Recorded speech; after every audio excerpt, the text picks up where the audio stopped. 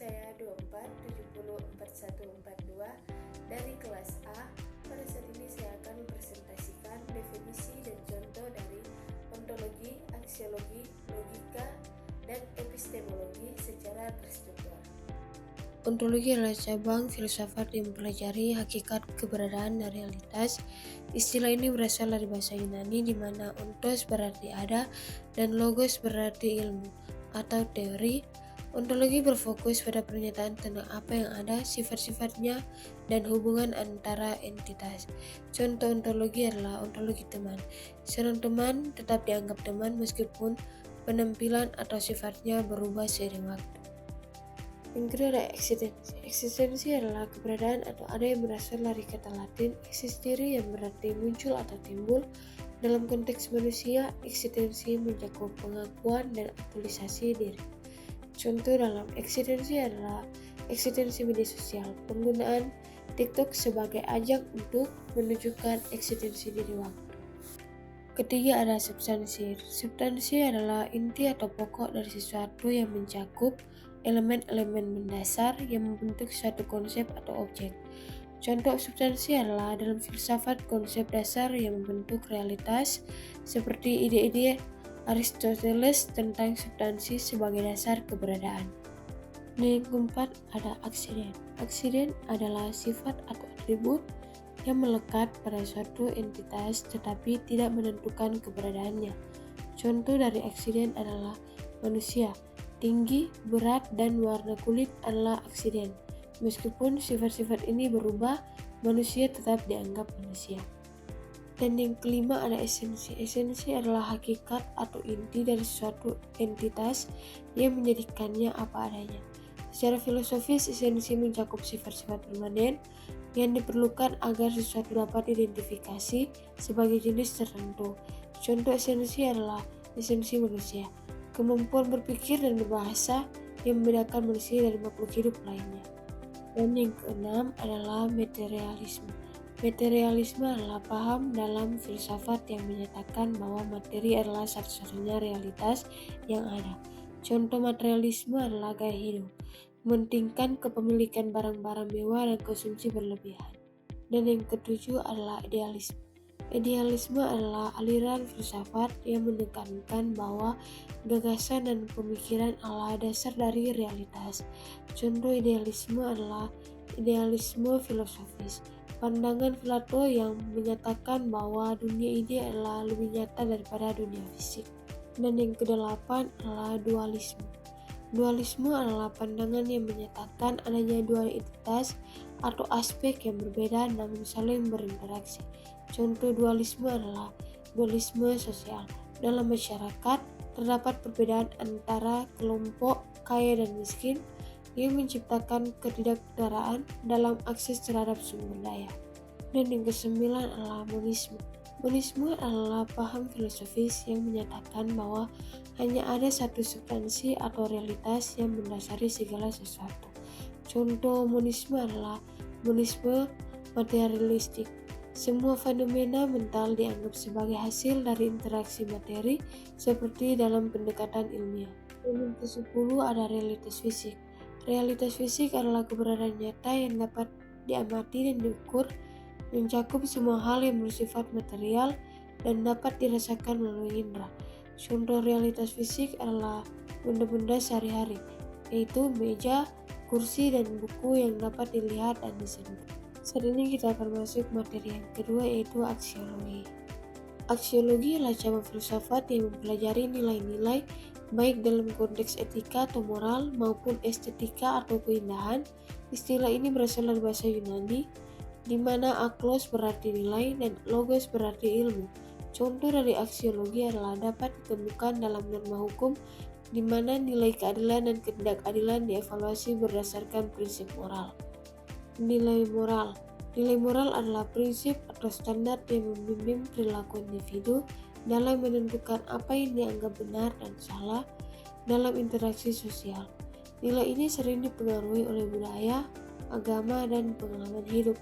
Contoh nilai moral adalah kehormatan, bertindak dengan integritas dan kejujuran, keadilan, memperlakukan semua orang secara adil tanpa diskriminasi.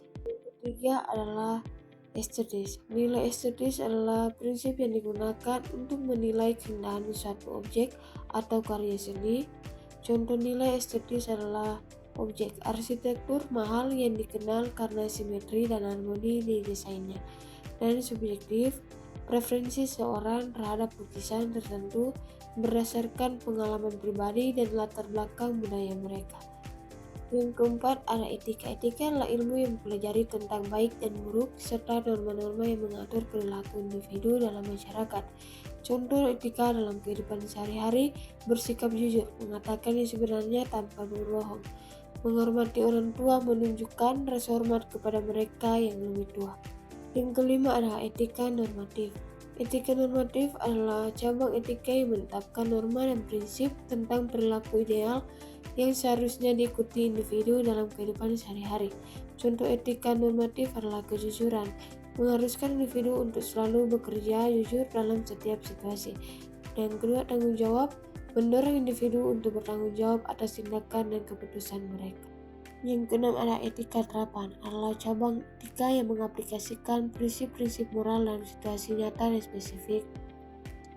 Contoh etika terapan adalah bioetika, mengkaji isu seperti euthanasia dan alokasi sumber daya kesehatan.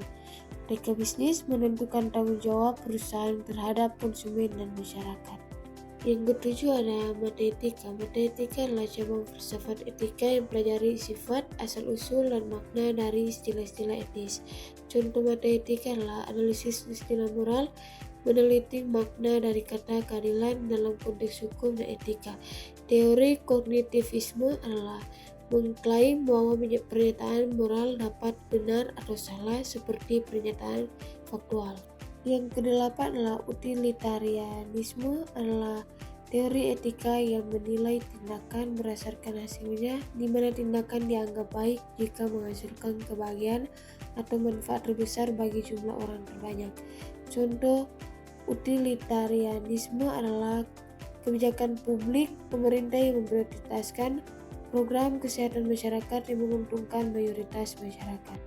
Yang kesembilan adalah deontologi. Deontologi adalah teori etika yang menilai tindakan berdasarkan kewajiban moral, bukan pada konsekuensi dari tindakan tersebut. Contoh deontologi adalah berkata jujur, menganggap kejujuran sebagai kewajiban moral terlepas dari akibatnya, tidak mencuri, menghormati hak milik orang lain sebagai kewajiban yang harus dipatuhi. Yang ke-10 adalah kebijakan. Kebijakan adalah rencana atau tindakan yang ditetapkan oleh pemerintah atau organisasi untuk mencapai tujuan tertentu. Contoh kebijakan adalah kebijakan subsidi BBM untuk menjaga kestabilan harga bahan bakar dan mendukung daya beli masyarakat. Yang ke-11 adalah estetika. Estetika adalah cabang filsafat yang mempelajari tentang keindahan dan pengalaman estetis. Contoh estetika adalah lukisan, karya seni yang menggunakan warna dan komposisi untuk menciptakan pengalaman visual yang indah. Arsitektur, bangunan seperti Taj Mahal yang dikenal karena simetri dan harmoni desainnya. Yang ke-12 adalah subjektivisme dalam estetika, adalah pandangan yang menyatakan bahwa penilaian terhadap keindahan bersifat pribadi dan tergantung pada pengalaman individu. Contoh subjektivisme adalah musik. Seseorang mungkin menyukai musik klasik karena kompleksitasnya, sementara orang lain menyukai musik pop karena kesederhanaannya. Yang ke-13 ada objektivisme. Objektivisme adalah sistem filsafat yang dikembangkan oleh Ayn Rand yang menekankan bahwa realitas ada secara independen dari kesadaran manusia. Contoh objektivisme adalah karya sastra novel Asla Sugret menggambarkan karakter karena yang mengejar kebahagiaan pribadi dan keberhasilan melalui kerja keras. Saat ini kita akan masuk dalam materi 3, yaitu yang pertama logika. Logika adalah ilmu tentang penalaran yang berfungsi untuk menarik kesimpulan yang sah berdasarkan informasi yang ada. Contoh logika adalah semua manusia adalah makhluk hidup. Yang kedua ada penularan dedukatif. Penularan dedukatif adalah metode berpikir yang menarik kesimpulan spesifik dari premis umum. Contoh penalaran edukatif adalah semua hewan mamalia punya kelenjar susuria. Yang ketiga ada penularan edukatif. Penularan edukatif adalah metode berpikir yang menarik kesimpulan umum dari pengamatan atau bukti spesifik. Contoh penalaran edukatif adalah jika semua angsa yang mati berwarna putih, kita dapat menyimpulkan bahwa semua angsa adalah berwarna putih meskipun ini tidak pasti. Yang kelima ada premis. Premis adalah kalimat atau proposisi yang dijadikan dasar penarikan kesimpulan dalam logika. Contoh premis adalah contoh logika edukatif. Premis mayor, semua mahasiswa adalah makhluk hidup. Premis minor, Juwita adalah mahasiswa. Yang keenam ada kesimpulan. Kesimpulan adalah pernyataan yang dihasilkan dari proses penalaran berdasarkan satu atau lebih premis. Contoh kesimpulan adalah premis 1, semua manusia pasti mati.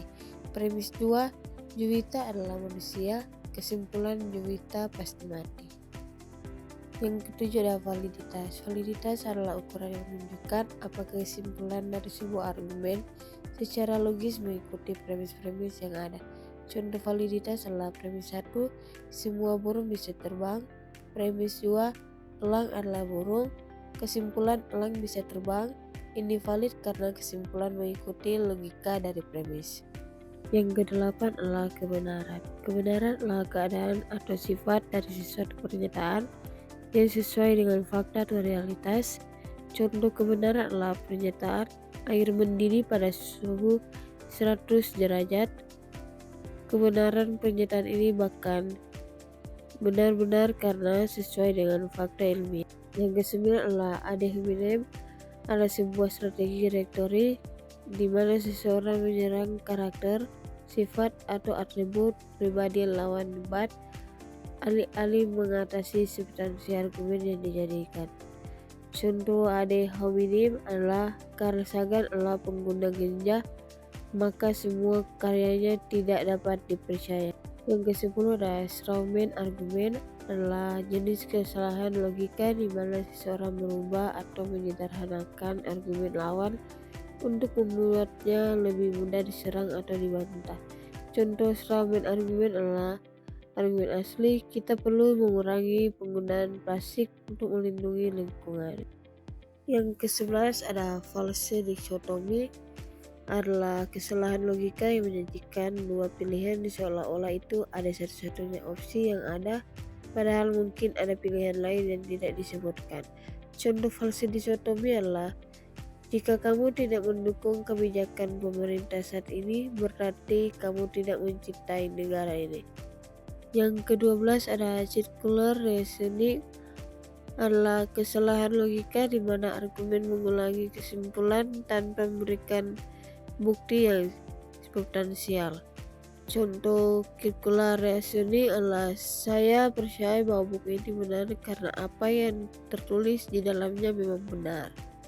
Yang ke-13 ada silogisme, adalah proses penarikan kesimpulan logis yang terdiri dari dua premis dan satu kesimpulan. Contoh silogisme kategoris ada premis mayor, semua mamalia adalah hewan. Premis minor, kucing adalah mamalia. Kesimpulan, jadi kucing adalah hewan. Berikut adalah logika predikat. Logika predikat adalah pengembangan dari logika proposisional yang membedakan antara subjek dan predikat dalam pernyataan. Contoh logika predikat adalah pernyataan semua manusia adalah makhluk hidup. Berikut kita masuk dalam materi yang keempat, yaitu epistemologi. Epistemologi adalah cabang filsafat yang mempelajari hakikat pengetahuan, termasuk bagaimana kita memperoleh penyebaran dan membedakan pengetahuan yang sah. Contoh dalam kehidupan sehari-hari, metode ilmiah. Penggunaan metode ilmiah untuk menguji hipotesis dan mendapatkan pengetahuan yang dapat diandalkan. Yang kedua ada pengetahuan. Definisi pengetahuan merujuk pada upaya untuk melindungi pengetahuan atau informasi dari bawah atau pengakuan hak oleh pihak yang tidak berhak. Contoh definisi dokumen pengetahuan tradisional. Negara seperti India dan China mengembangkan database pengetahuan tradisional untuk melindungi praktik dan informasi lokal dari eksploitasi. Yang ketiga ada kebenaran. Kebenaran adalah keselarasan antara pengetahuan, pernyataan, dan objek yang ada. Secara umum, kebenaran dapat definisikan sebagai kondisi di mana proposisi atau keyakinan sesuai dengan fakta atau kenyataan. Contoh kebenaran adalah air mendidih pada suhu 100 derajat Celcius adalah kebenaran empiris yang dapat diuji. Yang kelima adalah justifikasi. Justifikasi adalah sikap atau perilaku di mana seseorang berusaha membenarkan tindakan atau keputusan mereka, seringkali untuk melindungi diri dari kritik atau penilaian negatif. Contoh dalam pekerjaan, seorang karyawan yang terlambat datang ke kantor mungkin berkata saya terjebak macet sebagai pembenaran untuk tidak mengakui kesalahannya. Yang keenam adalah skeptisisme. Adalah sikap di mana individu meragukan atau menganalisis kebenaran informasi atau klaim yang ada, seringkali sebagai bentuk perlindungan diri dari kesalahan ataupun penipuan. Nah, contoh dari skeptisisme adalah meragukan berita. Seseorang yang skeptis mungkin tidak langsung mempercayai berita yang viral tanpa memeriksa kebenarannya terlebih dahulu. Yang ketujuh, rasionalisme. Rasionalisme adalah pendekatan di mana individu menggunakan alasan dan logika untuk membenarkan tindakan atau keyakinan mereka, seringkali sebagai respon terhadap kritik atau tantangan.